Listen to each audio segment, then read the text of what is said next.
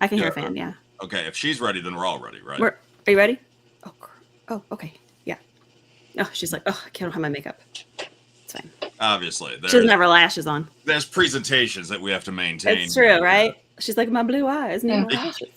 You can't just show up and do a show. I mean, you gotta be prettified. It's true. Like Takes three of us are. Devon, he's like, you know what? I don't want to be live this episode. I just want to still frame it the whole time. That's what he's doing. Devon, can you hear us right now, bud? I was wondering if his. Oh, Devon, it's okay, buddy. Well, he's here in spirit. It's okay. I was wondering. So we're gonna remove one and add in the other. He's back. Different angle. Yeah. Taylor, you having a hard time with the internet?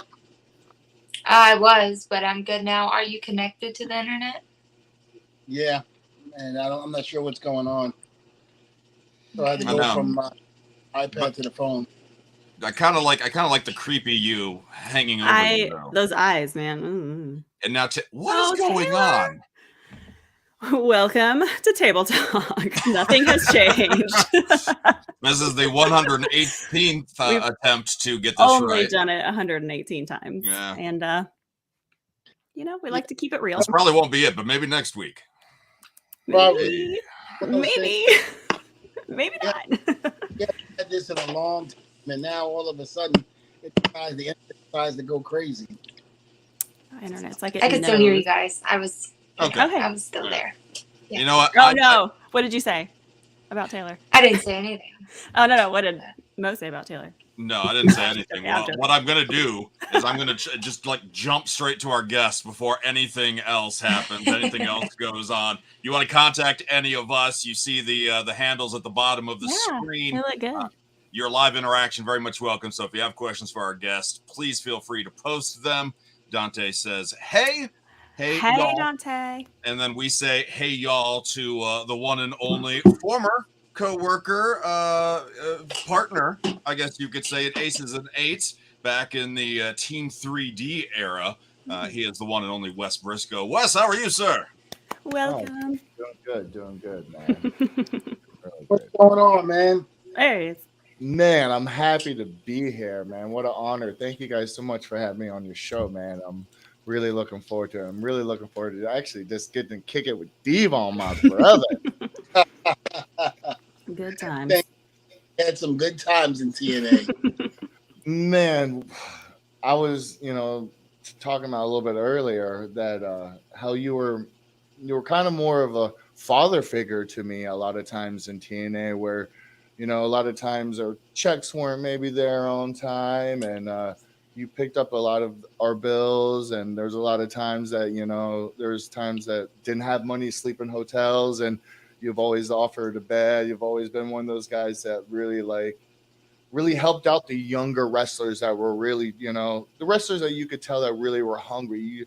You helped them out, and man, you were more than a tag partner. You were more than an Aces and Eights member. You were more than a mentor. You're a father to me. I mean, there was a lot of times where, we would travel down the road, and I remember there was this crazy story. We pulled up to this one hotel. I mean, this is super late, and it was a super sketchy hotel in the middle of nowhere. And we walk in. He's like, man, first we got to check the bed. I'm like, what are you talking about? He's like, no, man, we got to check the bed. And I'm like, huh? He pulled out the sheets, turned on the light. He goes, you see that? Them are bugs. Now we out. Oh, no. We had a bug with another one. And guess what?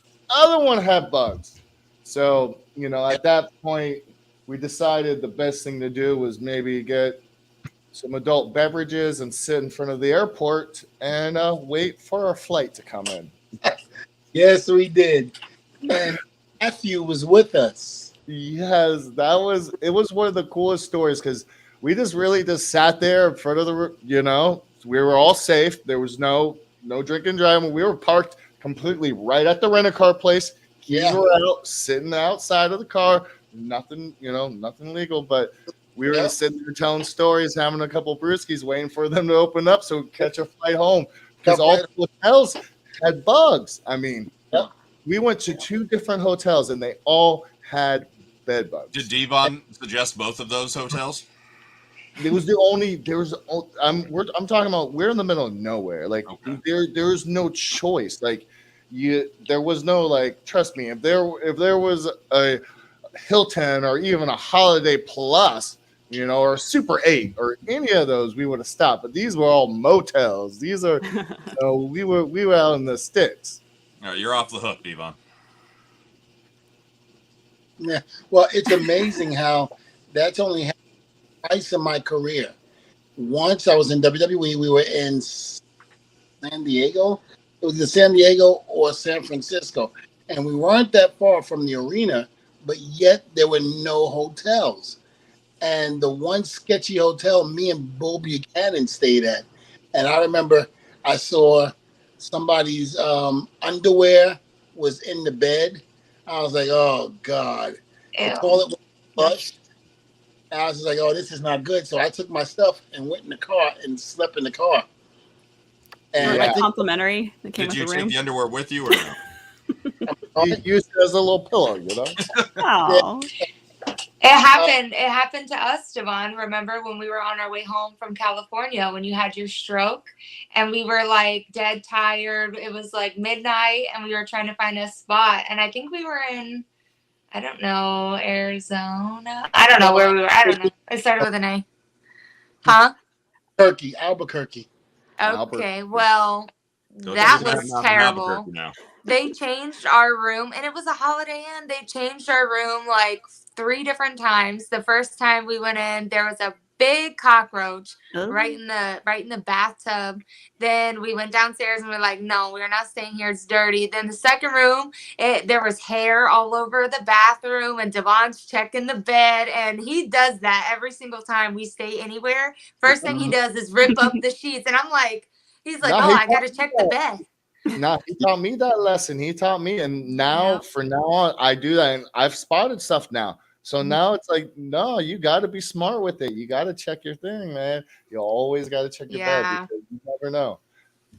And that's why you never leave your luggage on the floor either. You always set it on top of that little luggage. Because see, here's the deal: the housekeeping will not take care of those rooms like they would their own bedrooms, because they do so many. They do so many, so it's like it's a job, and it's like, okay, you're tired, you're doing the same routine over and over again.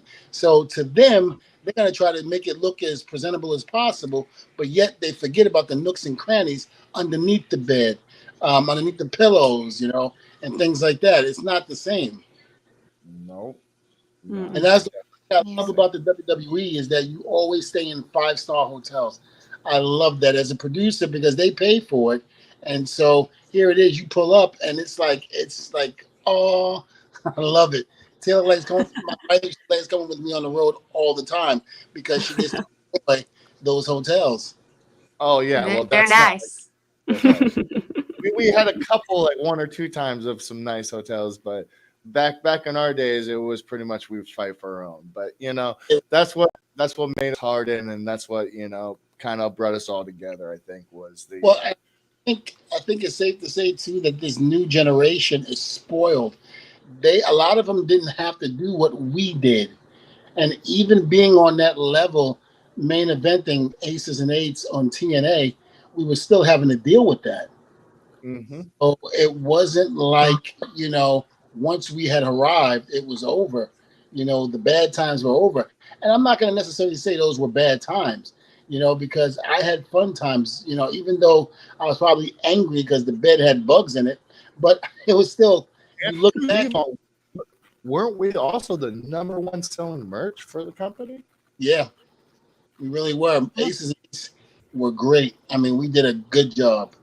I mean, and it was great working with you and Garrett and, Knox and Doc, who I call Doc still, is Gallows, and Elo. Yep. It was one of the best times there. I remember there was this crazy time, so one time in TNA they decided to bring a bunch of MMA fighters, and I don't know if you remember the story, but so they brought in I believe they brought in King Mo. They also brought in Rampage Jackson and Tito Ortiz. And we're having this match, and all of a sudden I get slapped in the face, and I'm like, look around, and Rampage Jackson decided to like slap me in the face while I'm getting booted by Samoa Joe. So I turn around and I punched him as hard as I could in his ankle, which, you know, you could see it on TV. He kind of jugs, and then I roll out, I tag, and I get hot. I tell Devon, I don't care. He's an MMA fighter, whatever. We'll have to throw it down. And he's like, no, we're on live TV, Wes. You have Wes cut this shit. I'm like, no, like this ain't cool. Like, no, he just slapped me. I was like, Yeah. this ain't cool. This ain't cool. And Devon looks at me. He goes, Wes, please. Yeah, and I remember Wes tagged you back in, and then you're in there with Rampage again, and all of a sudden I can see it in your eyes, and I'm like, Wes, cut the shit out. Stop. God damn it, stop. I was like, he's working you. He doesn't know how to work. He's new to this. Stop it, God damn it. The sad is I can see this whole conversation like playing out right now, because that's exactly what Devon sounds like.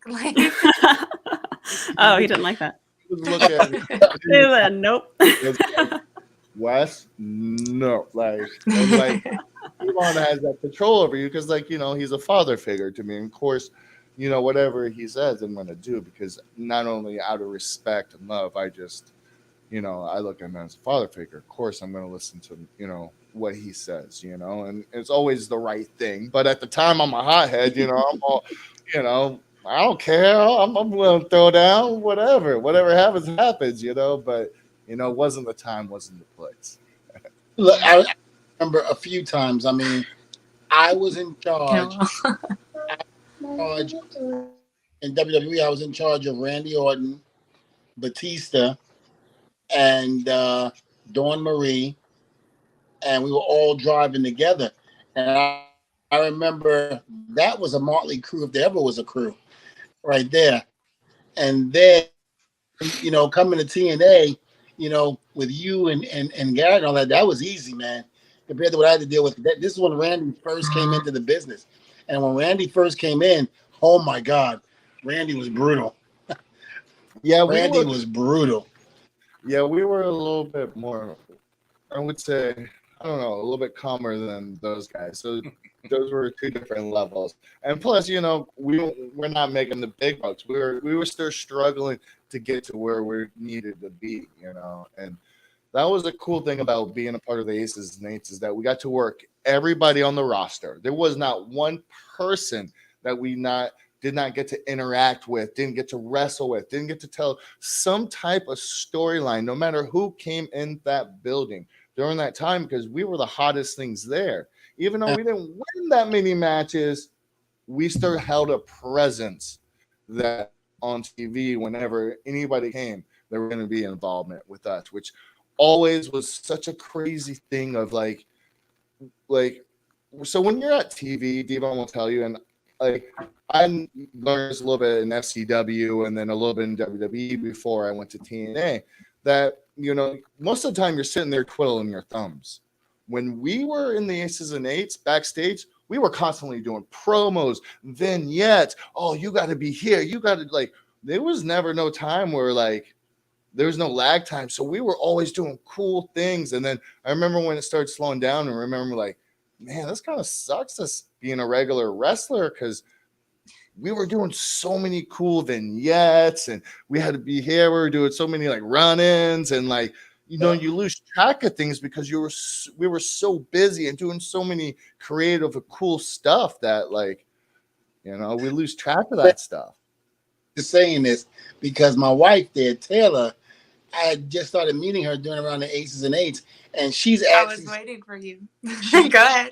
She did not like me being at Aces and Eights, especially in the clubhouse.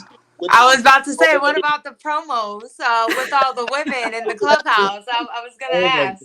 We actually had real strippers. Yeah. Oh, nice. Just like, okay, good. True. I mean, Makes it better. All through, you know. You had them. Oh. And we would drink beer. Oh. they had to stop bringing us cold beer because we were drinking it so fast. They did bring us Oh my warm beer so gosh. we wouldn't drink it. Oh my So gosh. Fox and Drew were said, no, we'd drink it anyways. Yeah, I mean, we were actually living like we were part of Sons of Anarchy. That's the way the Aces and Eights really were. We Oh were yeah. like a family. We were a clubhouse. We were everything in general. I mean, we had a good time, and I think that's why it got over so well. Because we were actually living the gimmick. We were Yeah, living. and I also think people there was no holes to see. They knew that we all actually loved and wanted to work with each other. So they saw that we actually, like, when we were actually really going at it or one of us was getting hurt, we actually, like, you looked like, we looked like we want to protect each other because we loved each other. We were actually all brothers. And like, you being a tag team, that, like, when you have that relationship with your fellow partners, it just makes wrestling so much better because you already know their moves, you know what they're thinking, that's what made us. We could already, I'd look at you and you just give me a look and I'd run around the corner, slide under the ring, clothesline someone, set them up, throw them to you, spinning back elbow, bam, that's just how we would roll. We just feed off at each other. It was great, man. It was really a good time. And I remember a few times during those promos, I got so damn drunk because somebody would either mess up their line, so we had to redo it again. Meanwhile, we're chugging these beers. By the time it got to my lines, I couldn't remember shit. Yeah, I think they were messing up their lines on purpose too, so they could stay back there. Drink. And the great part about it, because we were going to work in a pretend clubhouse, with everything. With pretend strippers. Strippers Mm-hmm. having fun and drinking and having a good time. And I remember a lot of people saying, man, this is what the business is like. I was like, well, this is what the business was 25 years ago, 30 years ago.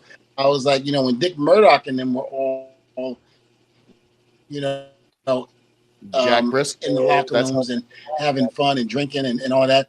I mean, I'm sure your father can tell stories about stuff. Oh man, of course my uncle playing Yep. cards. I mean, it was good.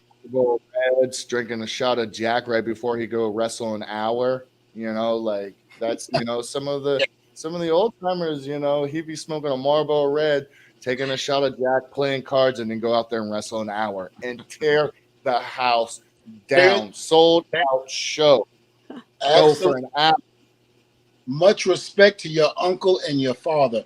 I mean, during the whole Reverend Devon stint, and I even told you this, your father was so inspirational in helping me through a lot of bad times because, the gimmick, it was giving me a little bit of problems.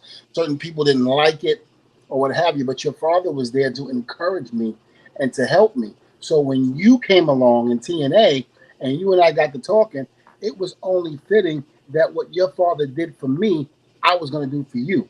And that's why I did what I did. It was not only out of respect for your father, but you were a genuinely good person. Oh man, I remember so many times you would just we go to Denny's and what's it, 7 egg whites and oh my god, he still eats the same thing. Right? Am I not right? Wait, hold on. It's like what 7 egg whites and 1 egg, right? Am I not right? Yep. Oh my god. Well, there's been so many times where I offered to pick up the tab because I couldn't be like, at least I could afford Denny's breakfast. I couldn't afford the hotel, but if you want, of course, be like, I already paid for it. That's just how he rolled. He was just. I wish, growing up in the business as a young boy, that somebody was to do that for me. And it was unfortunate, but no one did that for me. Except for Dreamer, but not on that level. Dreamer did it in other ways, driving me back and forth from my house to the ECW arena. And, when my time in ECW, I was also working in the post office. So Dreamer lived in Yonkers, New York. Paul Heyman lived in Scarsdale.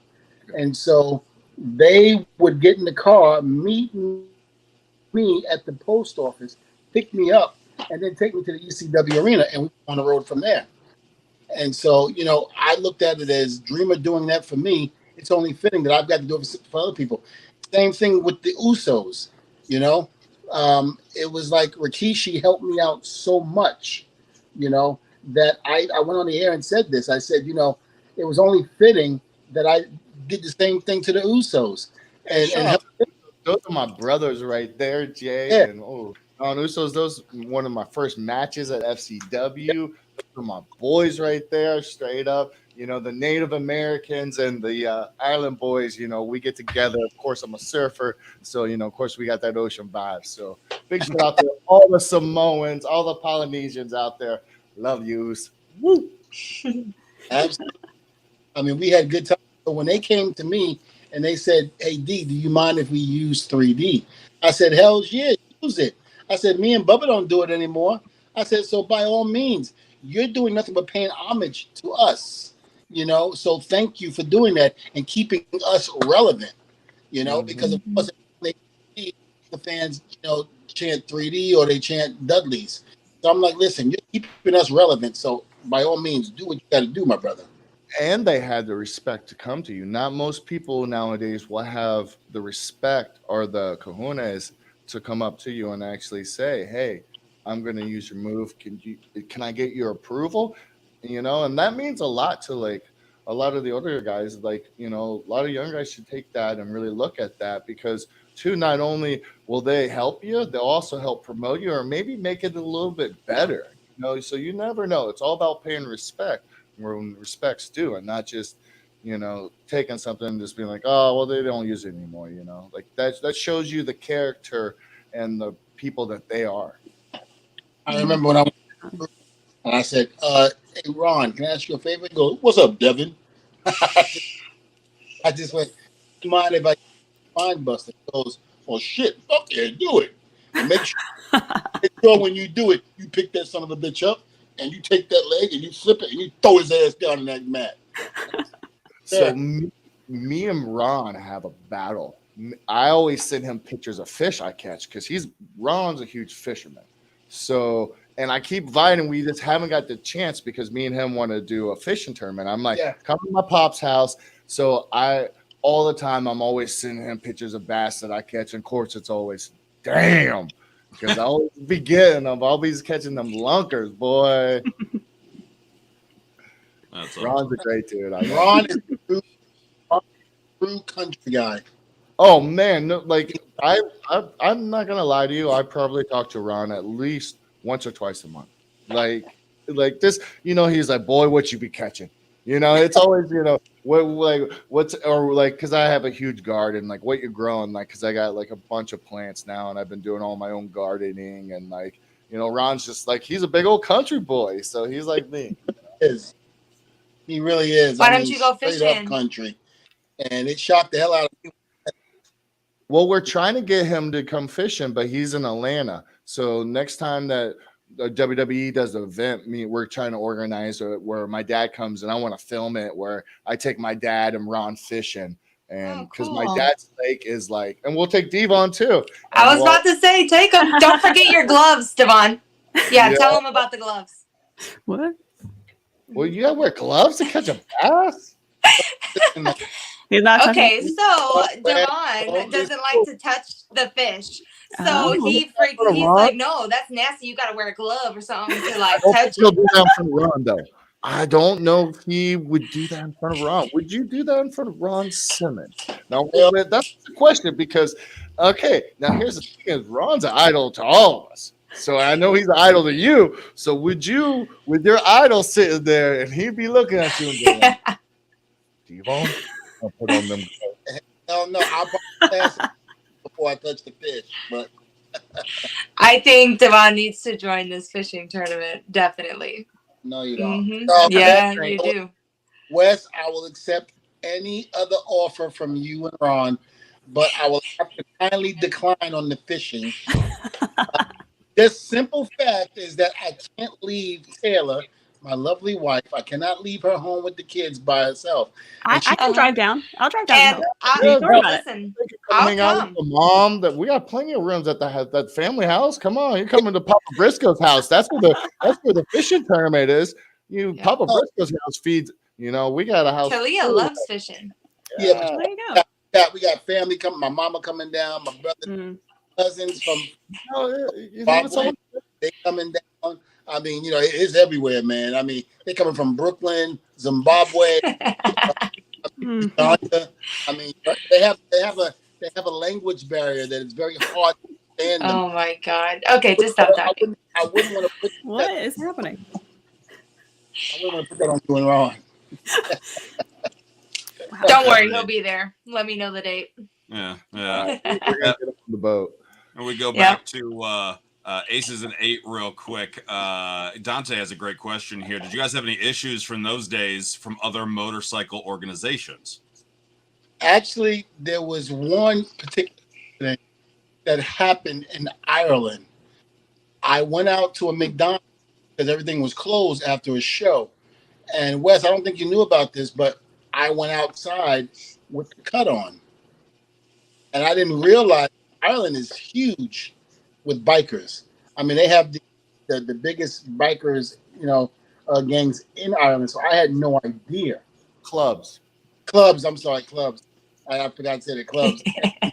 I remember walking with the cut on, and there was like a group of bikers. And I figured, hey, I'm Aces and 8s. I'm good, And I remember they looking at me, and I was like, what the hell? I remember Bischoff stopped me. He goes, Devon, what are you doing? I go, I'm going to get something to eat at McDonald's. He goes, Devon, give me the cut. I was like, what do you mean? He goes, you cannot walk around Ireland with this cut. I was like, because if an opposing biker club comes and sees that cut, you're going to have to explain yourself. And I was like, oh, boy.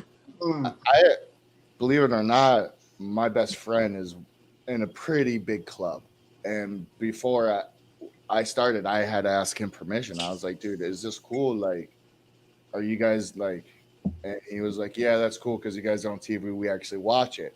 But yeah, like I mean, if you guys want to know what club, you could probably look it on my Instagram. But I'm pretty good friends with some club members that are, people Would you don't go to them for advice then? No, I just went to them just to make sure that I was like, hey, like we're walking. It was mainly the 3-piece rocker that was my concern, is because the 3-piece in a club environment, the 3-piece rocker means that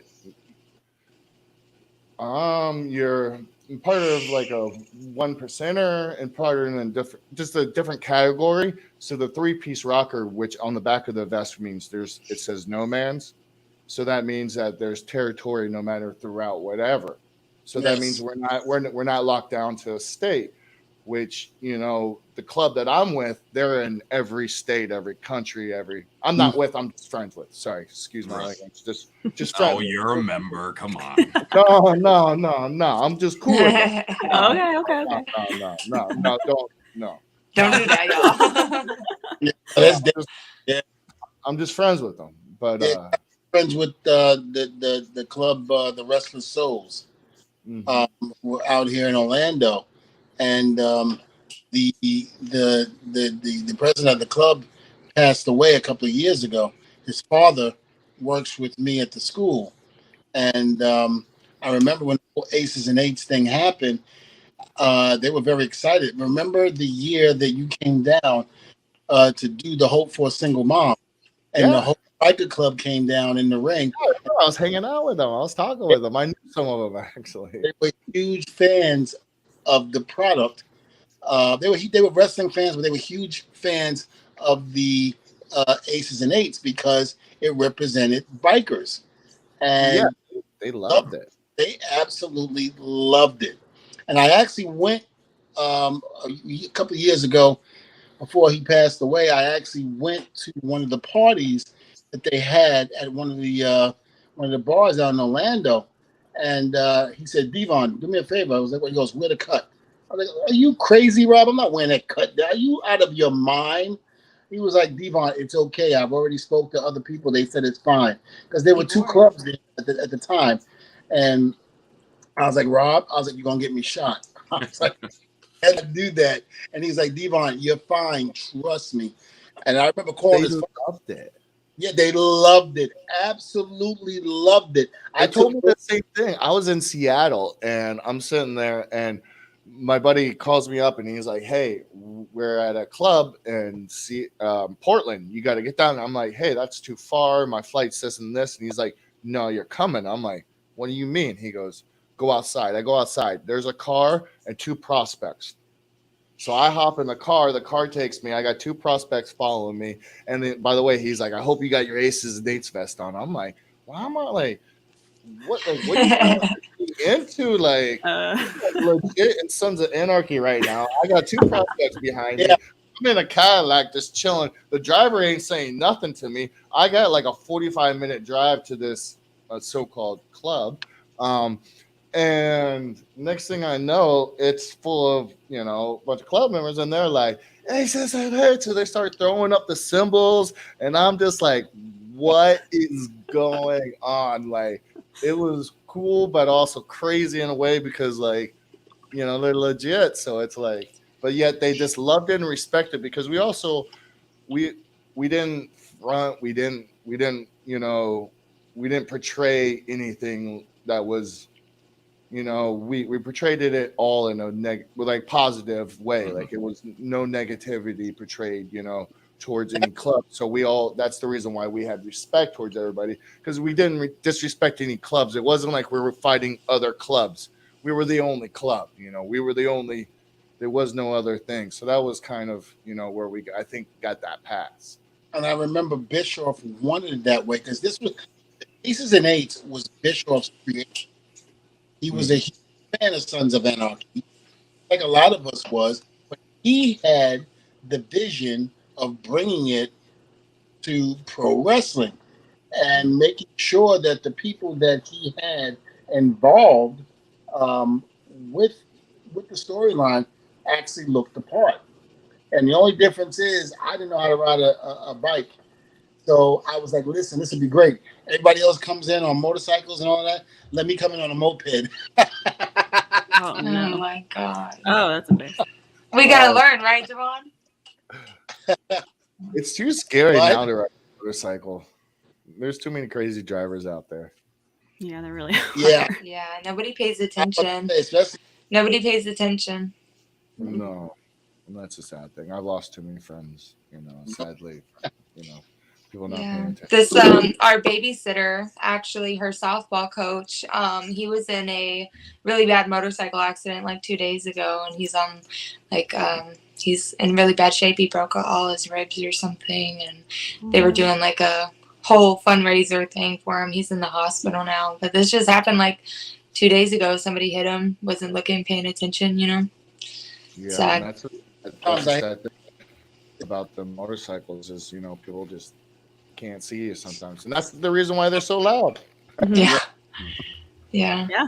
But a lot of times, some of the accidents that happen to motorcycle bikers are from senior citizens because it's not on purpose. It's that they're at a certain age, they should not be driving, and their judgment in terms of pulling out when they're not supposed to is kind of not there like it used to be. And that's when you hear a lot of motorcycle accidents happen because of people pulling out, cutting off bikers, and not realizing, that they should have waited. And again, I have to say, a lot of them are older people. How about that spinning back elbow that I called out for you a couple of weeks ago at ARW that I did for you? I had to do a little homage to Devon.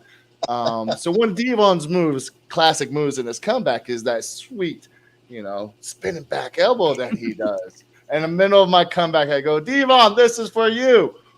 Boom! I hit that baby. I didn't hit it as good as Devon did.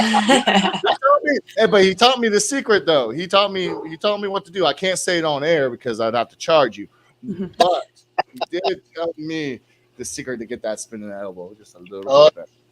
I mean, between that, the flying headbutt off the top rope, and of course the Hulk Hogan leg drop which is why I basically am had back surgery in the first place.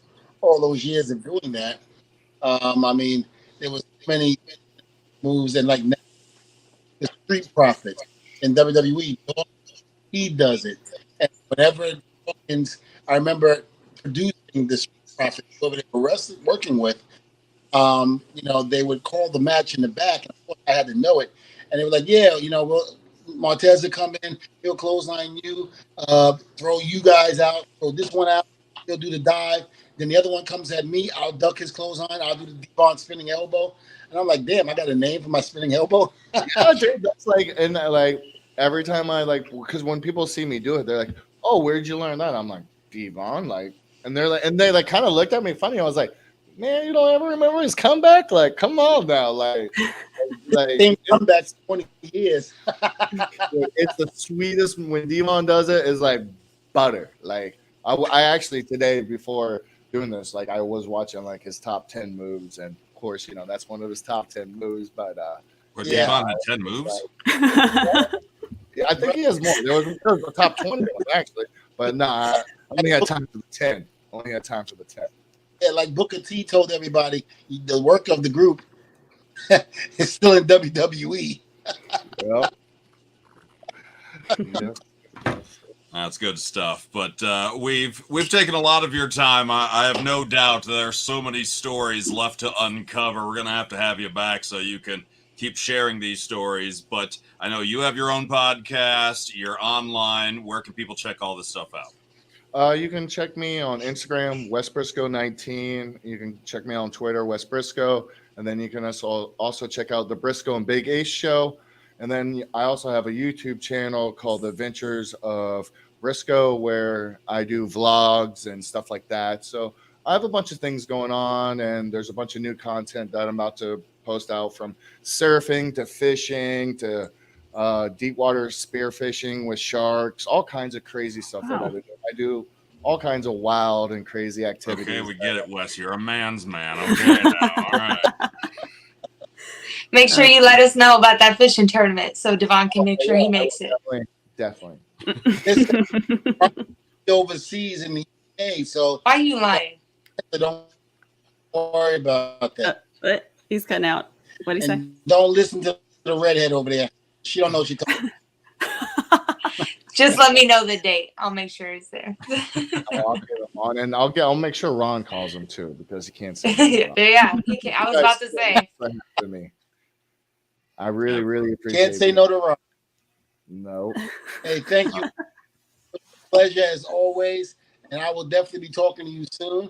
And again, give your best to your father, and tell him I can't wait to do his podcast with him and JBL, and I'm looking forward to it. Awesome. Well, peace, love, and happiness to everybody. Nothing but love. Everyone, stay cool. Thank you guys so much for having me. Thanks so much for coming on. Thank you. All right. Bye. Oh, okay. Hey, welcome back to Table Talk. Hey. All right. Yeah. Awesome. He seems so nice. Clicking off, and I was about to click off. I was like, wait a minute. I'm not clicking off. Wait, you're going to leave? Okay. There was a story that I wanted to talk about. And of course, I forgot what it was. Taylor, do you remember? I was like, I'm going to talk about this on the show. And it had something, I forgot what it was. We saw it on HLN. Amber Heard. It was Amber Heard. It was when we were in the car, and you said, oh, something about the poop thing, and then I was like, okay, Amber Heard, and you were like, who's that? And I was like, oh, remember? Did you learn all about it? Yeah, I told him. He was like, wait, she shit on his pillow, and I was yeah. Oh yeah. I was like, well, are you not following that whole trial? Who are you? No, that. And like, she admit to it that she did it, and apparently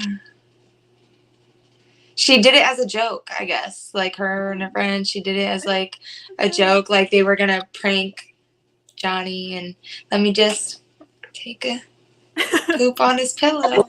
I will say this: I'm happy that she got exposed. Because she tried to do him dirty, and meanwhile she was doing dirty Mhm. and, Yeah. and exposed. And the great thing about it is, the media and the fans, sometimes they always jump stay on one side, and they actually during this whole time, I haven't been keeping up with it like some people, might be, but but from the little bits that I hear, the fans are even turning on her now because they realize she's full of shit. Yeah, they removed her from the Aquaman movie. Mhm. Good. I mean, Have they officially done that, or is it just a petition to do so? I don't know. I read something today that it was officially done. Like, she's removed. She got replaced and everything by another actress. Yeah, I'd heard something about that. Mm-hmm. I wasn't sure if that had actually happened. Yeah, that's a... Yeah, it was like the most signed petition on change.org. Wow. Yeah, I know my mom has been glued Mine to too. this whole situation, and it's, keeping her busy, so I'm okay with it, but that's all I'm getting all day are texts about, or TikToks about it, and I'm just... I know, me too. It's all like... My mom does the same thing. That's so funny. Oh my gosh. So she's still in Aquaman 2. She's still in it, but they've cut the amount of screen time she's in, so she'll be on for less than 10 minutes. Oh, really? Good. And Good. I mean, yeah. Well, okay. I wanna put my 2 cents out there because I do the daily radio show. Somehow we haven't really talked about this on the podcast. We haven't talked about this. While the media and everybody's rooting for Johnny Depp, people need to realize they're both trash. Both sides of them are horrible people. Johnny Depp is not innocent here either. Like, Amber is a horrible person, but Johnny Depp also is abusive. So I don't think any side should be glamorized on this. Well, no, but I'm glad, though, it's not just one side and he's getting buried, I mean, grant you, I don't know. Getting buried. It is one side. It's just the flip side. Mm-hmm. What do you mean? I'm lost. What do you mean? Okay, but what Devon's saying is that it's not pinned on Johnny Depp being like the guy who's the abuser, because it's always the guy who's abusing the girl, never the girl who's getting at the guy. And she got caught. It's a role reversal, but it is still very one-sided, though. Yeah, and if you hear what they've been sharing, what he says even to her, I mean, it's abusive. Yeah. But I mean, the whole cutting of the finger thing gets me too. Oh yeah. She done threw a bottle at the man's finger and got a piece of his finger off. That was kind of gross. Throw a bottle at me, I'm putting your ass to a table. Simple as that. Okay. I mean, I don't play that. Yeah, well. Anyway. This is going to be used. I saw a TikTok. I know, right? I saw a TikTok. I'll be the first one. Your Honor, I did it. I threw her ass to a table. You're damn right I did. Okay, just hell of a truck. This should have a jar of it. I saw a TikTok. I was just about to say that when she was like, I don't really remember, but it was like a jar of something, and then it pans to Johnny Depp and his attorney, and he's like, a jar of dirt. Yep. And then all the people funny. are just like doing the Jack Sparrow run. It's. I mean, it's entertaining, if anything. I mean, it's bad for everybody. No, it's about money, but, Yeah, it's all about money. It's all it is. Oh, you said Johnny Depp is not a good guy, but I've never heard anything negative about him in the media. I mean, to me, it's pretty evident that he obviously has a little bit of a drinking problem. And like the tapes and stuff, and like, he's even said about how much he drinks and stuff like that, and how he would work, all day long doing the shows or the movies and stuff, and then come home and drink or whatever. And in the recordings and stuff that she has, obviously he is drunk in like majority of them, if not all of them, but my thing as a woman though is like, I don't know. Like, why did she feel like she needed to record absolutely everything? Right. If you weren't planning this eventually, you know what I'm saying? Like, you shouldn't have had to document everything unless you were planning to use it for something. Yeah. A lot. I mean, what did you say? I know that all so well. Yeah, I Yeah. bet you do. Yeah. Yeah. And there's so much to it. It doesn't matter if she's planning this or not. He still got inebriated. He still acted out of line. He was still abusive, as was she. It was just a toxic relationship that did not benefit either of them. Yeah. You know, Dante points out here he got fired from Pirates and Fantastic Beasts franchises because of her accusations. Yeah.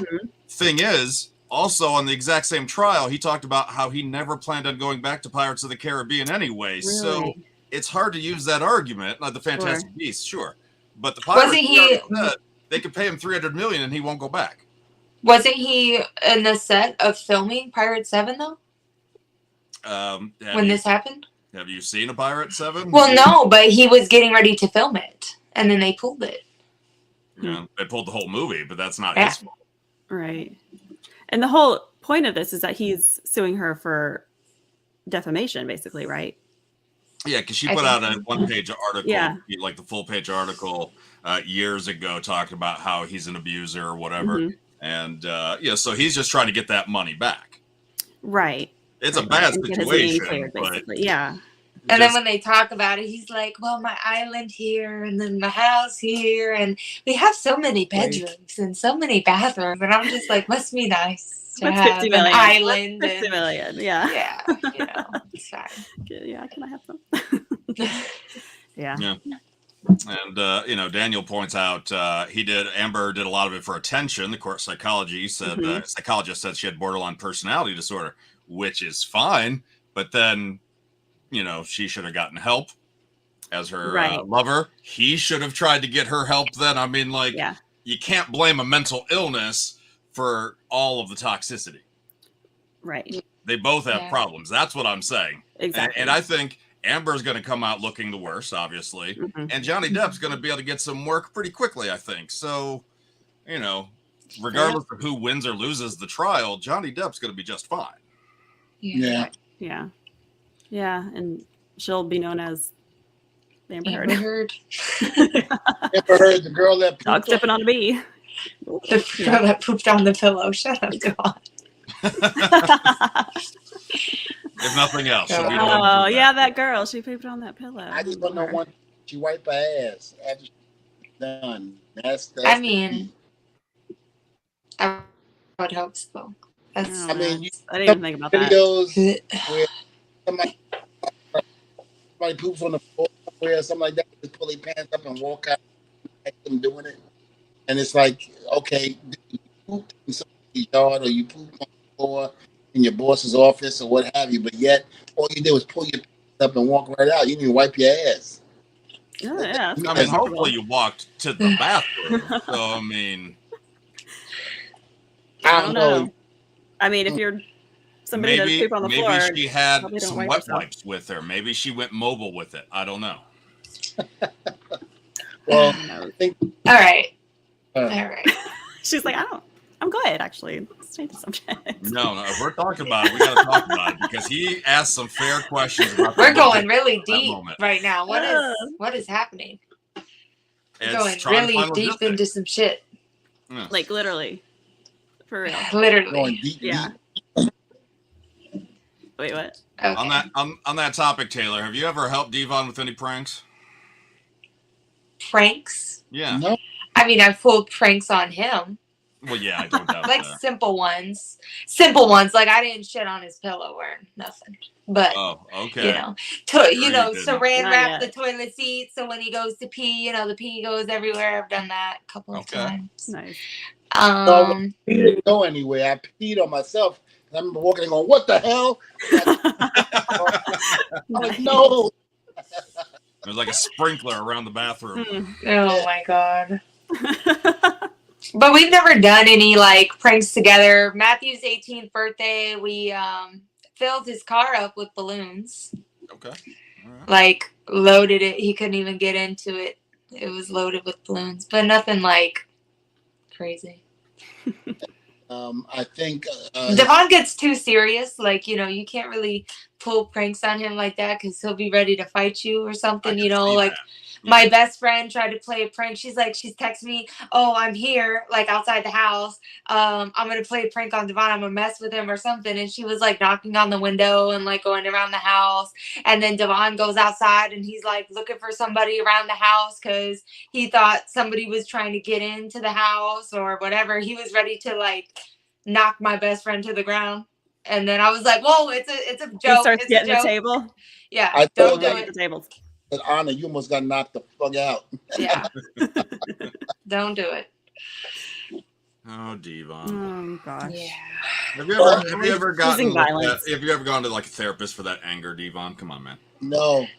No, and for right reasons. Why? I'm a very man, yes, but people get me that way. I don't. You want to be labeled as the angry black man, Devon? Yes, I do.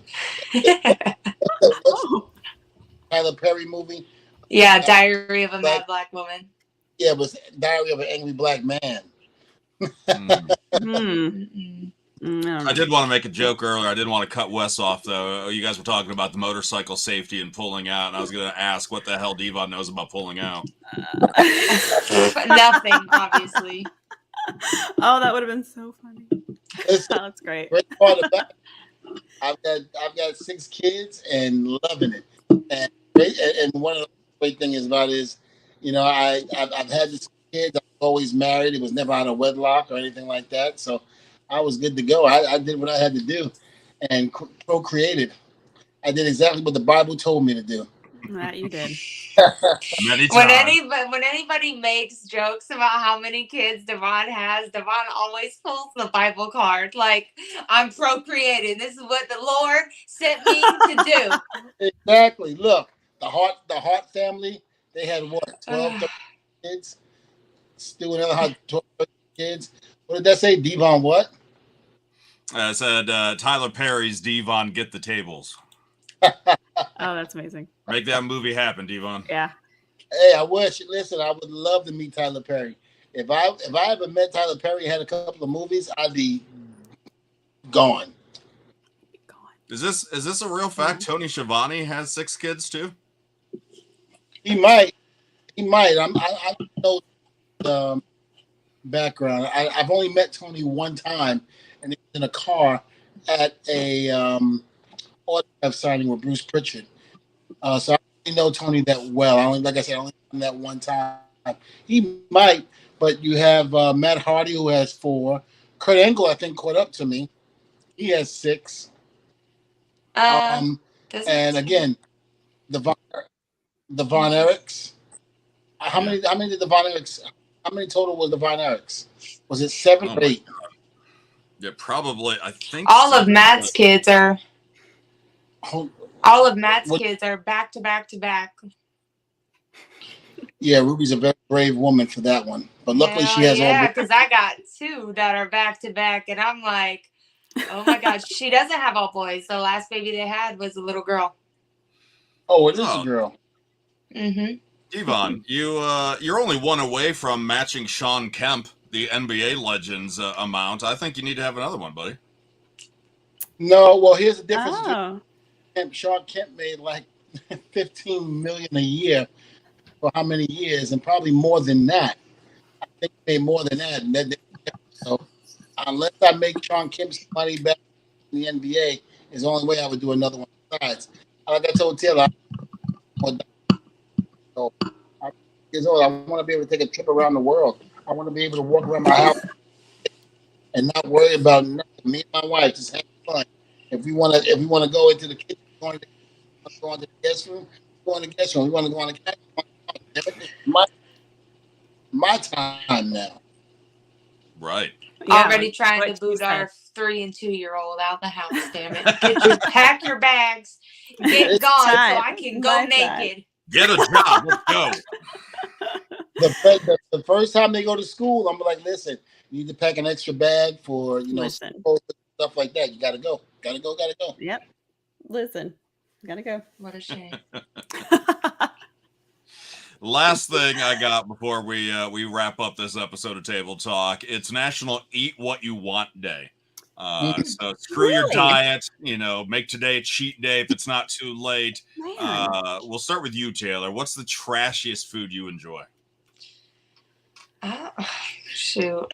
A bar pizza at 2 a.m. when the place closes and you need a Nice. greasy pizza, I guess.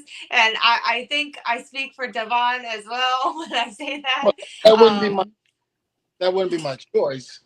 But he said trashy is like, obviously if I could eat whatever all day long, I would go for like pasta, 100%. Pasta and ice cream, peanut butter cups, I'm good, Yeah. But trashiest like that I can think of is that greasy pizza you get.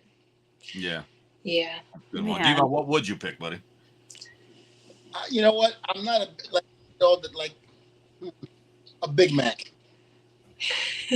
That's good. Okay. But here's the deal. I'm not a huge McDonald's fan because sometimes I can get sick off of it. But I love their Big Macs. I think their Big Macs are great. They're quarter pounder with cheese. Every time we get the kids chicken nuggets, it's always like, oh, Big Mac sounds so good. But no, I don't want it. No. It just sounds good. Because now they got the calories on everything, even on the drive-through menu. So I'll go, I'll get a Big Mac, and I look at that 1,030 calories. I'm like, Yeah. nope. Yep. He's Yeah, one I of love those it. people that would like get it, and just smell it and then like eat a carrot or something, like let me just eat a carrot and pretend I'm eating the Big Mac. Yep. Nice. Close my eyes like my daughter does. Oh my God. Big Mac. Lindsay, what about you? I could eat Taco Bell all day long if I could. If my stomach agreed. Oh my gosh. I think if everybody. How does the butthole feel? It's fine. It's, it's fine. Wait, don't lie. No, it's fine. Which place makes the quesadilla one? Is that Taco Bell? Mm-hmm. Which one? The quesadilla, Quesadillas. Yeah. Oh, they make quesadilla. They make Is it Taco Bell. I've never tried that, so the little pizza. it looks so good on TV. And of course, go there and get it. It looks nothing like they advertise on TV. What do you get?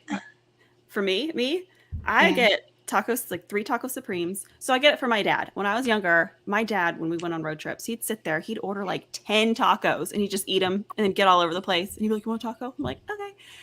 I don't know. Something about Taco Bell. I don't know. I mean, I have to be in the mood for it. He had to live in the bathroom. My dad, he was never around. I bet. Huh. I bet. It's all coming together. Actually, he might still be in the bathroom. Actually, right now. I haven't heard from him in a few weeks. Is he okay? But no, it's the Dorito Crunch ones. Yeah, those are good. And those nachos and cheese are good. Maybe it's easier for you to name Cinnamon The twist. whole menu. Order. Cinnamon twists are good. Let's see. Have you ever seen cinnamon twists made? No. They look like pasta shells. They're hard little twirly pasta shells, and they're like cooking the pasta. They put it in the grease, and it's in there for like 30 seconds, and then they puff up to. So I love cinnamon twist too, but like it's weird because it looks like a pasta shell. So that's pretty cool. Didn't know that. A little suspicious. I mean, it's fine. It's fine. They taste good. It's fine. I haven't died yet. Dante wants you to know, Devon, you can actually get the Big Mac sauce at the supermarket now. Yeah. I heard about that. Yeah. But that's now, Taylor, you're familiar with me that the sauce is for the calories, right? Where's the the sauce is the worst. Where's the the McDonald's has an app. Okay, let me go ahead and promote it now. Wow. It's the McDonald's app. Okay, and they have rewards and coupons. You literally get free food. I get free chicken nuggets for the kids all the time. They have coupons on the McDonald's app. You get right there. Boom. You click deals, and then it will show you what deals that you get to pick, and you give them a rewards number code, and then they type the code in, and boom, you can get free drinks, free fries every Friday. Boom, free large fry every Friday. Well, but I don't see a sauce in here, though. I don't see a coupon. Well, they won't give you a coupon for a side of Mac sauce. That's 30 cents extra. Okay? No. At the grocery store. Oh, at the grocery store. Listen. He needs this in his life. Do they have it at Dollar General? Well, I've never seen it at Dollar General, but I'll keep my eyes peeled. Don't worry. If somebody's watching who owns a Dollar General, or has some type of pull, you might now see it in Dollar General. Well, Possibly. Dollar General, let me know about them digital coupons. I'll be there Saturday. Yeah. Have you thought about, Dante's on a roll today? Have you thought about being on extreme couponing? No, Well, we I need a don't do couponing paper corner. coupons. I don't do paper coupons. I don't, with my 2 children. I don't have time for that. I With just that do reality digital TV coupons. money, though, maybe it's time for you to make some money. Devon stays home. Yeah. Well, I have other professions that I can do other than that. It seems stressful. I've seen like extreme couponing episodes, and like they're like, okay, well, I have 150 coupons for my $700 order here, and like and the total comes down, to like $5 or $6, but the whole time it's like they're sweating because they don't know what's about to happen, if all these coupons are going to come off or not. So for me, I use the online ones. She did it today. I came from the gym this morning. I didn't coupon. She comes and she goes, "You have any appointments, any doctor appointments, anything like that?" I was like, "No, why? I just want to go 25 minutes away to a Walmart." I was like, "What?" Okay, what's the problem? I feel like So right now, Walmart is having a diaper clearance, not coupons, not sale, clearance. So And Devon, every you're Walmart. getting older, buddy. You need this. she's just looking out for you. Okay, guys, it's for my children. I don't Okay. wear Children. Oh, my that's bad. Anyway, sorry. this Walmart was like a half hour from our house. I drove there because I saw online that they had in stock these pull-ups, and the pull-ups were only they were down from $30 to $6 on clearance. Devon. And What I the hell is that? got a bunch of boxes for $6 from $30. That's So think amazing. about that. Like 4 boxes equals the price of 1. Devon. I mean, this McDonald's. That's a lot of diapers. It ain't McDonald's. It's a lot of crap coming from my That's a kids. lot of crap. It That ain't- could be in the bed, but it's not. I mean, anything that is bought and sold, Taylor will find a discount for. Yep. Hey, listen, Somebody you want around. I mean, Save some money. I mean, I can't begin to tell you the last time I spent a large amount of money on food, on the grocery bill, because she's the only person I know that can have $300 worth of stuff, walk out of there with $8 spent just simply because she coupons. It's like even the lady at the front is like amazed. I went to Walgreens and I couponed at Walgreens last week, and there was a new cashier. And after she did everything, and then my receipt printed, she was looking at my receipt and looking at me like, "How did you just do that?" And I was trying to tell her, like, this is how I did it. These are the coupons. I paid like $15, but I made back $20 in like Walgreens cash. So I made money buying diapers and toothpaste. Yeah. Wow. You're like, listen here, kid. You're going to see me Like- around enough. You'll understand that I get what I want around here, all right? It got so bad at Dollar General that the guy. Are you on the window? Is your picture on the window not allowed in? On Wow. Dollar General? Wow. No. The guy at Dollar General who does like the stocking, he'll see me in the aisle scanning like the like laundry soaps and stuff, and a lot of times he's like, "Oh, it must be Saturday, you're here again." Like, yeah, it's Saturday. I'm There here. is. What you gonna do about it? Just saving some money. Well, I think you should be on that reality TV show. I think you would handle the pressure well. Devon will probably be okay watching the kids. Maybe we'll worry about that later, but Maybe not if Little you can't details. watch them for a fishing trip. Can't leave me alone with Right. them. So it's true. Yeah. Well, we'll figure something out for you. I'm not going on no fish trip. I'm allergic to fish. Damn. You're allergic to fish. Oh. why you? Come on, we're not at a restaurant. You ain't I'm gotta begging you to lie. stop going up my around. You got something to say. I don't know what I say. Leave. I don't bother you. I don't bother you. You do bother me, so I'm bothering you. Leave me alone, damn it. God. Devon, do you need a hug? That made the guest room your It studio. does. I did. Doesn't it look nice? It looks my wonderful. dog. Love it. Yeah. My dog. Love it. I love the It's not really my cityscape. dog. cityscape in the background. Yeah. It's beautiful. Devon, are you okay? Do you need a hug or a nap or something? A hug and a nap. I took one earlier because I've been up since 3:00 this morning. Took a long nap. Yeah, I did. Mm-hmm. Well, I'll let you guys get back to fighting or arguing or loving or whatever you guys are doing there. Next week, do we? I think we have first announced for next week, right? Yes, I Big Vito. Big Vito. All right. We're working to confirm that. But That's gonna be fun. he wants to go, and he was very excited about it. But I know he's having a conflict of interest with his work. So he's going to try scheduling. So he's working on that now. All right. Well, let's hope he's able to make that happen. If not, then more embarrassing stories about Devon from Taylor. Yes.